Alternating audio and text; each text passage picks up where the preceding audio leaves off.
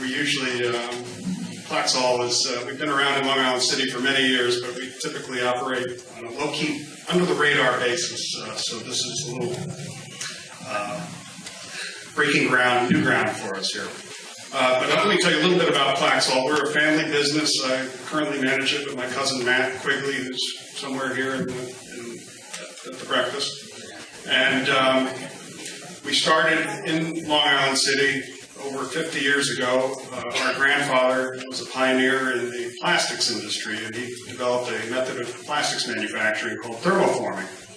And he had built a plant in Flushing and was ready to start this new business of his when Robert Moses decided that that location was a great spot for a housing development. And so his property was condemned. And I think what at that time he must have felt was one of the worst days of his life turned out, I think, in retrospect, to be one of the best things that ever happened to him, because he took the money that he got from that condemnation and he relocated his plant to Long Island City. And once he started getting to know Long Island City, and one of the reasons he chose here was because he had a vision. Back then, this was in the 1950s, Long Island City was a very heavy industrial area. But he had a vision because he saw that the proximity to Manhattan, with the mass transit, the bridges, the tunnels, the highways, that Long Island City was not going to remain a heavy industrial area forever. And so he started plastics manufacturing, but he was also an architect and a civil engineer, and started buying real estate in Long Island City. And while we still have our manufacturing business, we are now, the business was continued by his children, and now it's in the third generation here in New York. And we're primarily a real estate business now, though we still run the manufacturing. And over this time, we've been working hard to promote Long Island City. We were the first, back when in the 80s, when Long Island City was starting to transform, we were pioneers in creating the first commercial office building in Long Island City. It's Hunters Point Plaza. It used to be a glue factory. The company went out of business. We bought the property. It was very contaminated. We fixed it up, and with our own funds put together added several stories to it, and now it's a 200,000 square foot office building, and it houses the New York State Department of Environmental Conservation, among other things. But at that time, people were saying that was a crazy thing to do. But we did it, and it's been highly successful, and I think it was one of the things that helped to start the transformation of Long Island City. About 10 years ago, we had this conversation. It would be that Long Island City was emerging as an artist and cultural community. And we have done a lot in our business to help try and support the emergence of the arts and culture in Long Island City. We have given free space to artists. We created, with Kenny Greenberg, we created Artomat on Vernon Boulevard. That was a space to promote Long Island City artists for free. We've also attracted some major artists into some of our properties. Takashi Murakami has his New York operations headquartered in one of our buildings.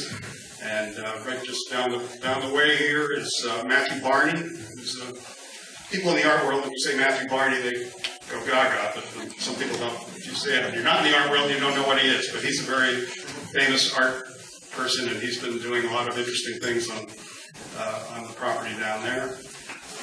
So we've worked now to create Long Island City as an artist and cultural community.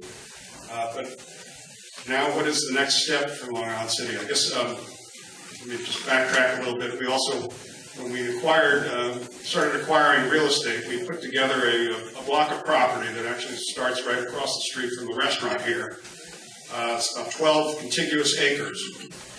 It surrounds an inlet called Annabelle Basin, which is a unique feature on the East River. It's an inlet that goes in about 1,500 feet.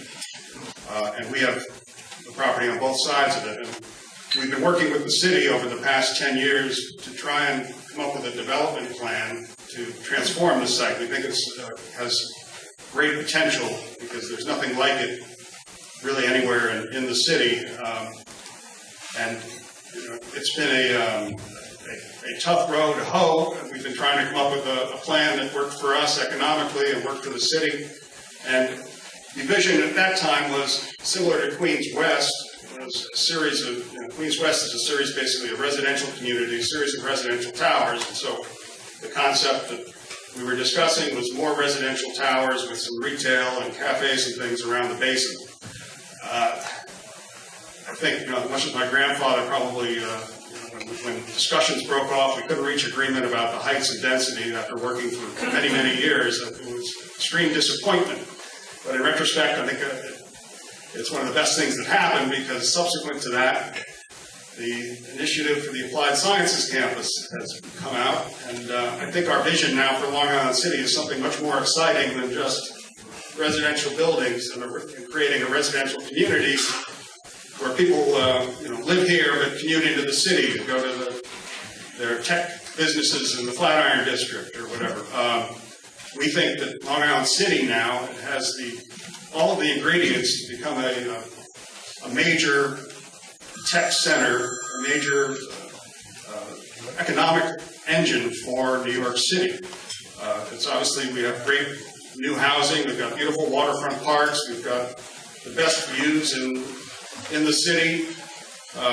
We've got great transportation access, 5 minutes from Midtown Manhattan, and now we have the arts and the cultural institutions, and now we're going to have the technological institutions. We also have the traditional media with the Silver Cup Studios and Calvin Astoria Studios, so that all of the ingredients are here to create something really special.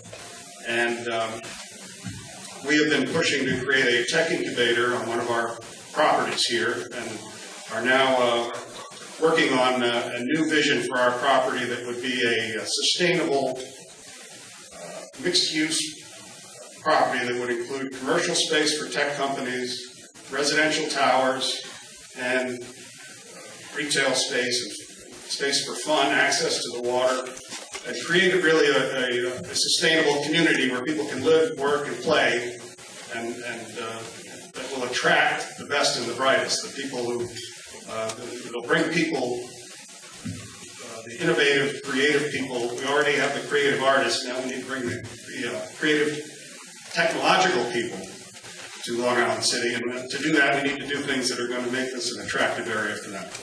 Just to finish up, I know I probably went over my time, but he didn't want to speak for 2 minutes, but my hero in the world is Steve Jobs, and one of the things that he did, or that he represented, was sort of the merger of technology and art, and that's when you get technology and art together, then that's when amazing things can happen. And so I think Long Island City has the potential to be a location where we merge technology and art and create some amazing things. Thank you.